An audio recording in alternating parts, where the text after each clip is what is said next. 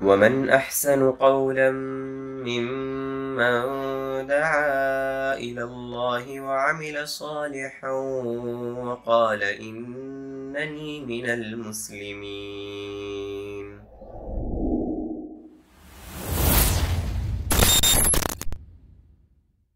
الحمد لله والصلاة والسلام على رسول الله. ما شاء الله مولانا عبد المقصود صاحبنا یا مقصود الحسن صاحبنا صحابہ کرام پر بہت اچھی تقریر کی، جامع تقریر کی.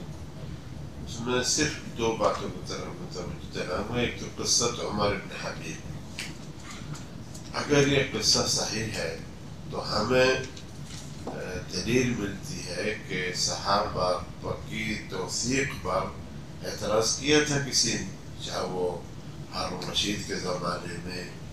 جبکہ ہم جب پڑھاتے ہیں یونیورسٹی میں تو ہم کہتے ہیں کہ صرف عمران ابن حسین کی ایک روایت ہے کہ وہ عراق میں پڑھا رہے تھے تو کسی آدمی نے کہا کہ یا اخی لا تحدثنا عن الرسول حدثنا عن اللہ. تو لوگوں نے کہا کہ یہ اس کا اعتراض تھا صحابہ پر، یعنی حدیث کا اعتراض تھا یہ. تو اس کا جواب یہ دے گیا کہ نہیں، وہ تو ایک جاہل آدمی تھا، اس کو پتہ نہیں تھا. ٹھیک ہے وہ صحابہ میں سے تھا، یہ متاخرین صحابہ میں سے تھا، اس کو انکار نہیں کہا جا سکتا.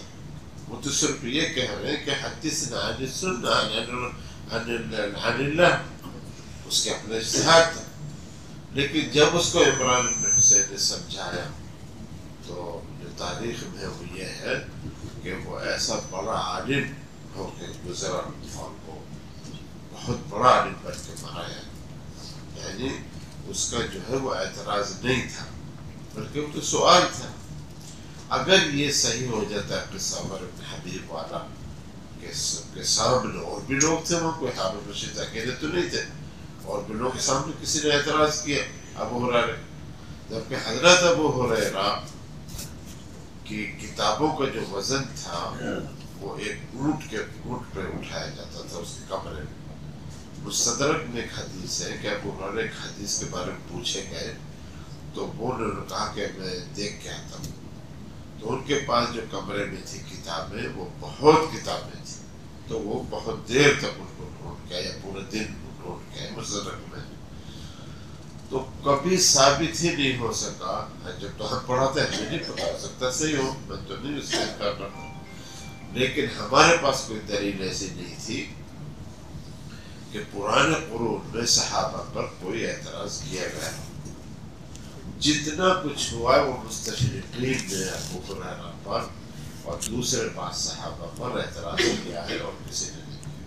وہ مستشرقین نے جو کیا تو مسلمانوں نے کچھ اوپر، جیسے مصطفیٰ سباعی ہے السنہ و مکانتھا میں، تو انہوں نے لکھا کہ میں لندن میں گیا تھا، تو لندن میں جا کر کے میں نے سوچا کہ میں جو مستشرقین ان پر رد، یعنی جنہوں نے ابو ہریرہ پر نقد کیا ہے ان پر رد کروں. کہنے کہ میں 2 سال بیٹھا رہا ما سجلوا للموضوع، یعنی میرا کیا تھیسس نہیں گریجویشن سے کہا کہ نہیں تم کسی مستشرق پر رد نہیں لکھ سکتے. تو میں نے یہ موضوع لیا ایسا کر کے، پھر اس کے آخر میں رد کیا. انہوں نے ابو ہریرہ پر جو انہوں نے کہا مستشرق نے رد کیا ہے. اور بھی ایک سودانی تھے، اللہ کو بخشے، بھی انتقال کر گئے، انہوں نے بھی لکھا ہے. مولانا مصطفیٰ العظمی نے بھی لکھا ہے.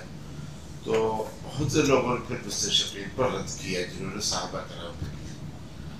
تو ایک تو صرف اشارہ اس بات کر دوں، مجھے صحیح نہیں پتا کہ صحیح ہے کہ نہیں. اگر یہ صحیح ہے کبھی ہماری نظر سے نہیں گزر، کیونکہ ہم تو ردود صحابہ پڑھاتے یہ مادہ، تو اگر ایسا ہوتا تو ضرور گزرتا.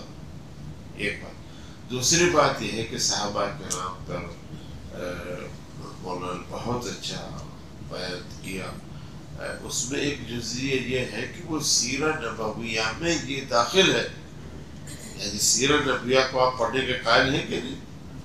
اسی طرح صحابہ کرام کی حیات پر وہ بھی سیرہ میں داخل ہے، کیونکہ صحابہ کرام کون ہیں؟ جو اللہ کے نبی کے پاس رہے، انہوں نے ہمیں پہنچائی ہے. تو گویا کہ ایک عمارت ہے، اس کے اعمدہ جو ہے یہ صحابہ ہیں. اگر آپ اس میں سے ایک عمود گرا دیں گے تو گویا کہ ایک صحابی پہ آپ نے بات کی تو ایک عمود گر گیا، کل کو کوئی دوسرا بات، ایسے عمارت پوری گر جائے. تو وہ سیرہ نبویہ پہ ان کا وہ داخل ہے، اور اللہ تعالیٰ خود ہی کہتے ہیں قرآن میں رضی اللہ عنہم ورضوا عنہ. تو تعدیل اللہ تعالیٰ نے کی تعدیل صحابہ کی سب کی ہے یہاں پر.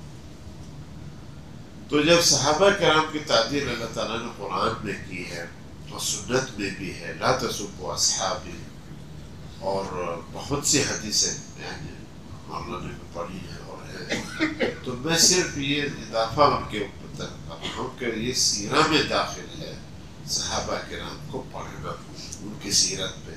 اور میں تو سمجھتا ہوں جیسے آج مجلس علمی کے نام سے ہوا ہے، اسی طرح کسی صحابی کے نام سے آپ چند لوگ کہیں پر بھی ہوں، یعنی آپ مثلا یہ کہ رہتے ہیں کسی دوسری جگہ پہ ریاض میں نہیں، تو وہاں پہ بجائے کہ سارے لوگ جمع ہوں، وہاں 5-10 لڑکے جمع ہو کر کے ایک صحابی پہ وہ کہہ لیجیے مذاکرہ، اس کا نام رکھے مذاکرہ علمی ہے. کچھ آپ پڑھیں گے، کچھ یہ پڑھیں گے، کچھ میں پڑھوں گا، پھر جب بیٹھ کے باتیں کریں گے تو پوری معلومات سامنے آ جائیں. تو اس لحاظ سے صحابہ کرام کی جو ترویج بھی ہوگی، خطبہ جو دیتے ہیں وہ خطبے میں اس بات کو بیان کریں. معاویہ بن سفیان، زید بن سفیان، یزید بن سفیان، معاویہ کے بارے میں کتنی لوگ باتیں بناتے ہیں. اور امام ذہبی نے سیر اعلام النبلاء میں دیکھیں ہم کیا لکھا، کتنی سچائی لکھی.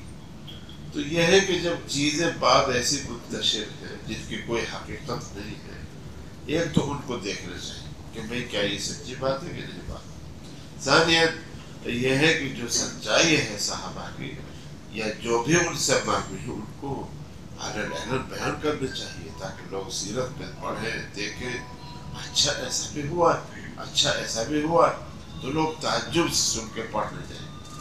تو اللہ ان کو جزائے خیر دے. بہت اچھی تقریر کی ماشاءاللہ. میں آخر میں صرف یہی کہوں گا کہ جیسے یہ مجلس علم قائم کی ہے لوگوں نے، اللہ ان کو توفیق دے. اور جو میں ایک فکرہ پیش کر رہا ہوں کہ یعنی کہ چند لوگ مل کے کوئی مذاکرہ علمیہ کے نام سے بھی کر سکتے ہیں، ضروری کہ مجلس علمی اتنی بڑی ہو اور یہ ہو ایسا ہو.